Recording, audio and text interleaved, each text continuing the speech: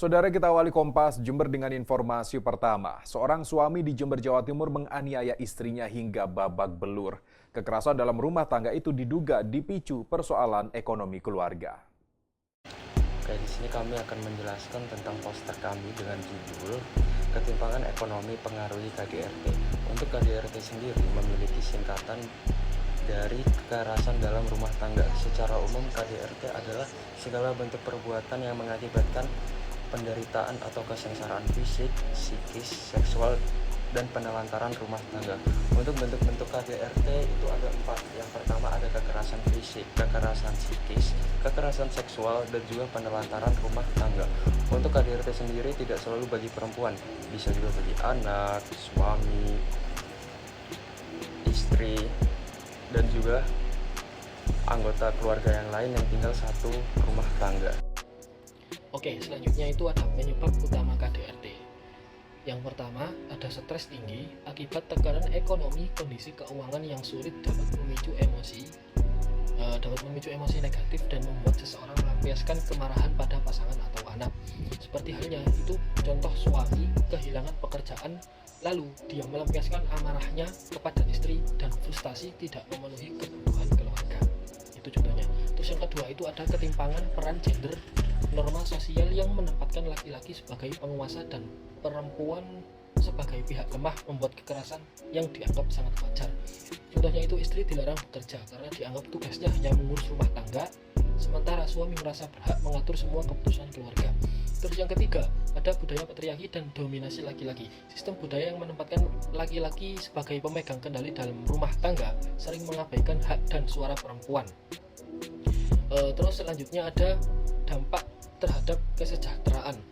Yang pertama itu ada trauma dan kehilangan kepercayaan diri. Korban sering mengalami ketakutan, stres berkepanjangan, dan merasa tidak berharga. Contoh itu kayak korban KDRT merasa takut berbicara di depan orang lain, mudah cemas, dan merasa dirinya tidak berharga. Terus yang kedua, keluarga tidak harmonis dan anak berdampak. Anak yang melihat atau mengalami kekerasan dapat bertumbuh dengan perilaku yang agresif atau trauma emosional. Terus yang ketiga itu ada produktivitas menurun, kemiskinan meningkat.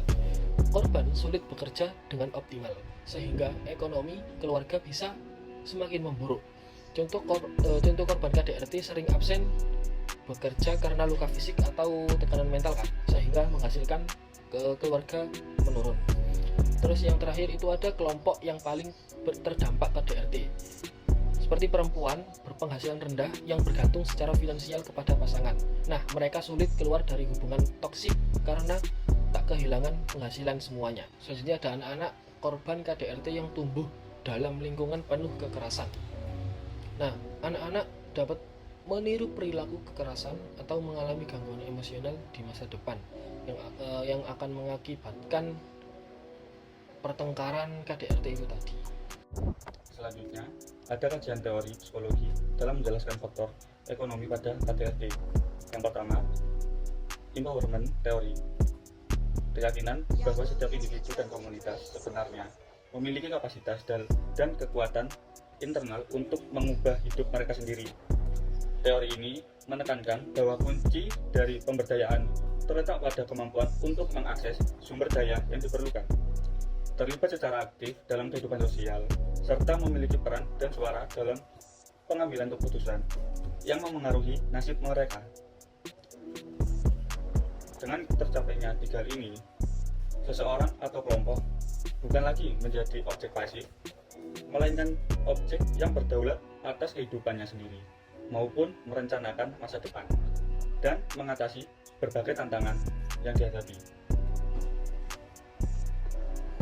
Yang kedua, ecological system teori dalam konteks KDRT.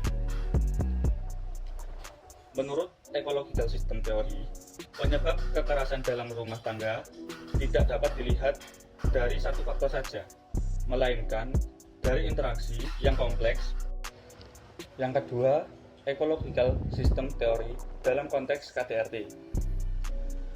Menurut ecological system teori, penyebab kekerasan dalam rumah tangga tidak dapat dilihat dari satu faktor saja, melainkan dari interaksi yang kompleks di berbagai tingkat sistem yang saling mempengaruhi. Masalah ini muncul dari dinamika antara karakteristik individu, seperti kemampuan mengolah stres dan emosi, relasi dalam keluarga, yakni struktur kekuasaan yang timpang, pengaruh komunitas, seperti norma sosial yang membiarkan kekerasan, hingga faktor sistem sosial yang luas, seperti tekanan ekonomi dan kebijakan hukum. Dengan demikian, KDRT dapat dipandang sebagai hasil jalinan yang rumit dari faktor mikro hingga makro, di mana setiap level memberikan kontribusi dalam memicu atau mencegah terjadinya kekerasan. Yang ketiga dan terakhir, General Strain Theory.